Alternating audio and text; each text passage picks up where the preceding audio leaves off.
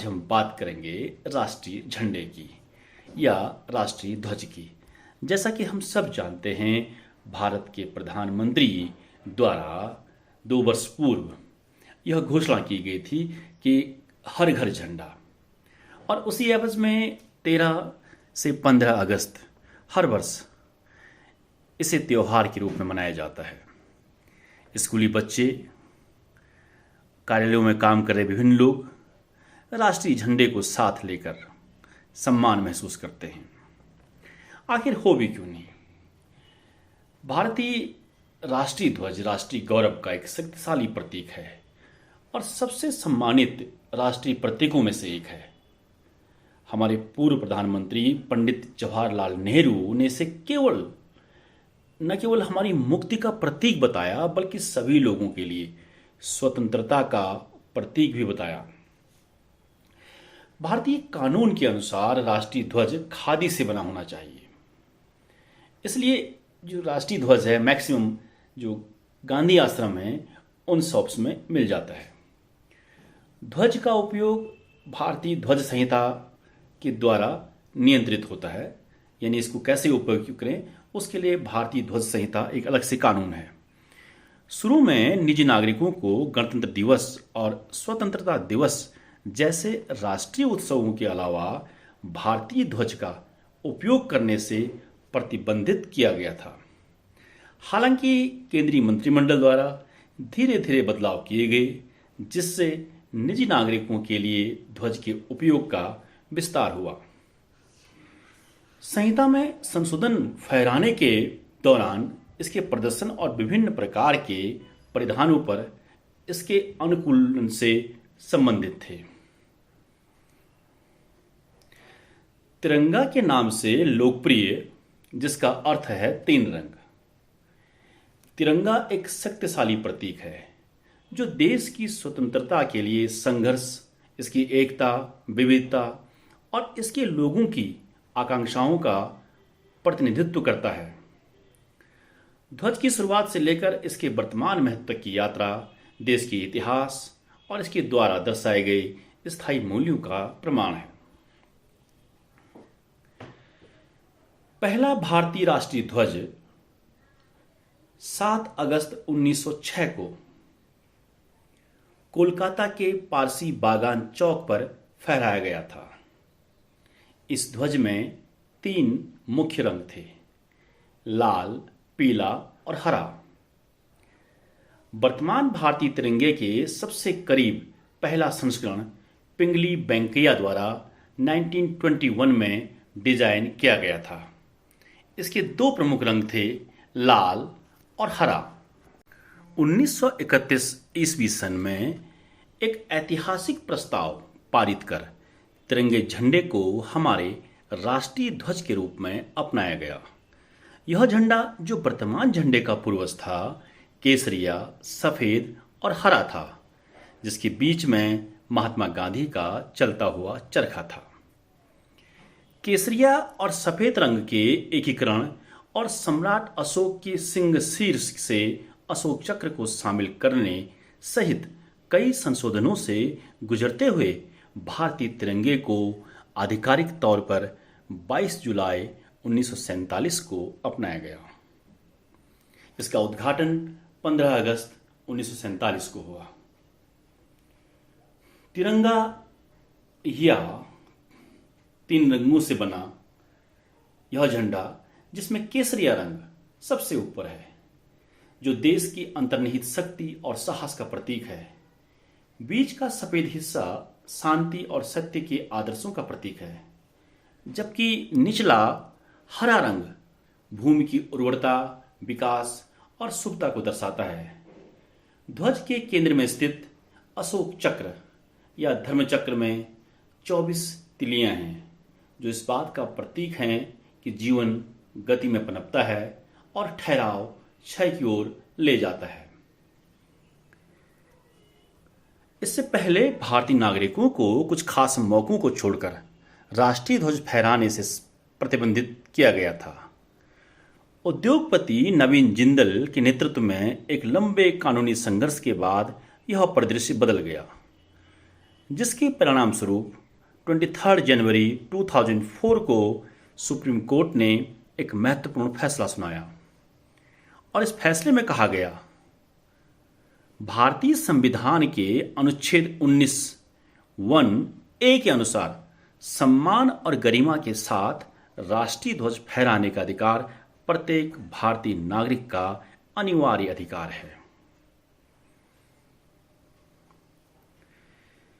भारतीय राष्ट्रीय ध्वज का महत्व। भारतीय राष्ट्रीय ध्वज में अलग अलग रंगों की 37 पट्टियां, जिस पर हमने बात की कि केसरिया सबसे ऊपर, बीच में सफेद और नीचे हरी पट्टी। सफेद पट्टी के बीच में चक्र का प्रतीक एक गहरे नीले रंग का चक्र, जो कि प्रमुखता से प्रदर्शित है। इस बारे में अमूमन सभी लोग जानते हैं कि केसरिया रंग, जो सबसे ऊपरी हिस्सा है, जो राष्ट्र के साहस और निस्वार्थता का प्रतीक है। यह रंग हिंदू धर्म, बौद्ध धर्म और जैन धर्म सहित कई धर्मों में महत्व रखता है। केसरिया त्याग और अहंकारहीनता की भावना का प्रतीक है, जो विभिन्न धर्मों के अनुयायियों को एक साथ लाता है। इसका गहरा महत्व राजनीतिक नेताओं तक फैला हुआ है, जो व्यक्तिगत लाभ से रहित होकर केवल राष्ट्र की बेहतरी के लिए अपने प्रयासों को समर्पित करने की याद दिलाता है। सफेद रंग। भारतीय राष्ट्रीय ध्वज के मध्य भाग को सफेद रंग से सजाया गया है, जो ईमानदारी, पवित्रता और शांति के गुणों का प्रतीक है। भारतीय दर्शन में निहित सफेद रंग स्वच्छता और ज्ञान की धारणाओं को भी व्यक्त करता है, जो राष्ट्र के मार्ग का मार्गदर्शन करने वाले सत्य के मार्ग को रोशन करता है। यह भारतीय राजनीतिक नेताओं के लिए एक आह्वान के रूप में खड़ा है कि वे सद्भाव की स्थिति को बनाए रखते हुए राष्ट्र को उसके अंतिम लक्ष्य की ओर ले जाएं। जबकि हरा रंग सबसे निचले हिस्से में एक जीवंत रंग है, जो देश की आस्था, उर्वरता और समृद्धि का प्रतीक है। भारतीय दर्शन के अनुसार हरा रंग उत्सव मनाने वाला और स्थिरता प्रदान करने वाला रंग है, जो जीवन और खुशी का प्रतीक है। यह भारतीय परिदृश्य में हरियाली के विशाल विस्तार का प्रतिनिधित्व करता है। पॉलिटिकल लीडर्स के लिए यह रंग बाहरी और आंतरिक दोनों तरह के खतरों से देश की धरती की रक्षा करने और इसके विकास और जीवन शक्ति को पोषित करने के लिए निरंतर एक अनुस्मारक के रूप में कार्य करता है। जहां तक अशोक चक्र की बात है, तो हिंदू धर्म में 24 का अंक बहुत महत्व रखता है। इसका पुराणों में गहरा उल्लेख है। अशोक चक्र, जिसे धर्म चक्र या समय चक्र भी कहा जाता है, के केंद्र में 24 तिलियां होती हैं, जो पूरे दिन की बहुमूल्य घंटों का प्रतीक है। इसमें हिंदू धर्म के 24 आध्यात्मिक ऋषियों, 24 धर्म ऋषियों का दोहरा चित्रण है, जिन्होंने गायत्री मंत्र की शक्तिशाली शक्ति का उपयोग किया, जो हिंदू परंपरा में एक पूजनीय मंत्र है। इन 24 ऋषियों का सादृश्य शाश्वत गायत्री मंत्र के 24 अंशों से मिलता है, जिनमें से प्रत्येक एक विशिष्ट सार को दर्शाता है। पहला अक्षर विश्वामित्र का प्रतीक है, जबकि अंतिम अक्षर धर्म या धार्मिक आचरण के संरक्षक याज्ञवल्क्य का प्रतिनिधित्व करता है। भारतीय ध्वज के मध्य में अशोक चक्र का रणनीतिक स्थान एक जटिल ऐतिहासिक कथा को समेटे हुए है। कई शताब्दियों पहले भगवान बुद्ध ने गया में ज्ञान प्राप्त किया था। इस परिवर्तनकारी अनुभव के बाद वे सारनाथ गए, जहां उनकी मुलाकात उनके 5 शिष्यों कौंडिल्य, अश्वजीत, भद्रक, महानाम और कश्यप से हुई। उनकी उपस्थिति में भगवान बुद्ध ने अपना प्रथम उपदेश दिया तथा धर्मचक्र में निहित सिद्धांतों का अनावरण किया। बाद में राजा अशोक ने अपने स्तंभों के शीर्ष को सजाकर इस प्रतीक को ऊंचा करने का फैसला किया। समय के साथ साथ यह प्रतीक भारतीय ध्वज के केंद्र में रखे गए अशोक चक्र में विकसित हुआ इसकी उपस्थिति राष्ट्र और बौद्ध धर्म के साथ इसके गहरे संबंध के बीच एक ठोस कड़ी के रूप में कार्य करती हैं। अशोक चक्र में 12 प्राथमिक तिल्लियां हैं, जिनमें से प्रत्येक भगवान बुद्ध की शिक्षाओं को दर्शाती हैं, जबकि शेष 12 तिल्लियां उनके संगत प्रतीकों के साथ जटिल रूप से जोड़ी गई हैं। इनमें अविद्या, ज्ञान की कमी, संस्कार, विज्ञान, नाम रूप, सदायतन यानी कान, आंख, जीभ, नाक, शरीर और मन को शामिल करने वाली 6 इंद्रियां, स्पर्श, वेदना, तृष्णा, उपादान, भव, जाति, जरामरण, मृत्यु, ये जोड़ीदार तिल्लियां मानव अस्तित्व की यात्रा को समेटे हुए हैं, जो जीवन, अनुभूति और अंततः पारलौकिकता के पहलुओं को समाहित करती हैं। आइए अब बात करते हैं भारतीय ध्वज संहिता पर। जैसा कि भारत सरकार की वेबसाइट पर बताया गया है कि भारतीय राष्ट्रीय ध्वज फहराते समय कुछ दिशा निर्देशों का पालन करना चाहिए। राष्ट्रीय ध्वज के प्रति श्रद्धा पैदा करने के उद्देश्य से स्कूलों, कॉलेजों, खेल शिविरों और स्काउट शिविरों जैसे शैक्षणिक संस्थानों में तिरंगा फहराया जा सकता है। सार्वजनिक, निजी संगठनों और शैक्षणिक संस्थानों के सदस्यों को विभिन्न अवसरों पर राष्ट्रीय ध्वज फहराने या प्रदर्शित करने की अनुमति है, चाहे वह औपचारिक हो या अन्य। इसे इस तरह से निष्पादित किया जाना चाहिए कि राष्ट्रीय ध्वज को दी जाने वाली गरिमा और सम्मान बरकरार रहे। झंडे का इस्तेमाल सांप्रदायिक हितों को बढ़ावा देने वाले उद्देश्यों के लिए नहीं किया जाना चाहिए, न ही इसे कपड़े या पर्दे के रूप में इस्तेमाल किया जाना चाहिए। आदर्श रूप से मौसम की स्थिति की परवाह किए बिना इसे सूर्योदय से सूर्यास्त तक फहराया जाना चाहिए। झंडे को जानबूझकर जमीन, फर्श या पानी के संपर्क में नहीं आने देना चाहिए, न ही इसे पानी में फहराना चाहिए। इसके अलावा इसे वाहनों, ट्रेनों, नाव, विमानों या उनके हुड, शीर्ष किनारों या पीठ पर नहीं लपेटा जाना चाहिए। 2002 में स्थापित भारतीय ध्वज संहिता में 30 दिसंबर 2021 के आदेश के माध्यम से संशोधन किया गया। इस संशोधन के परिणाम स्वरूप पॉलिस्टर से बने या मशीनों का उपयोग करके बनाए गए राष्ट्रीय ध्वज को अनुमति दी गई है।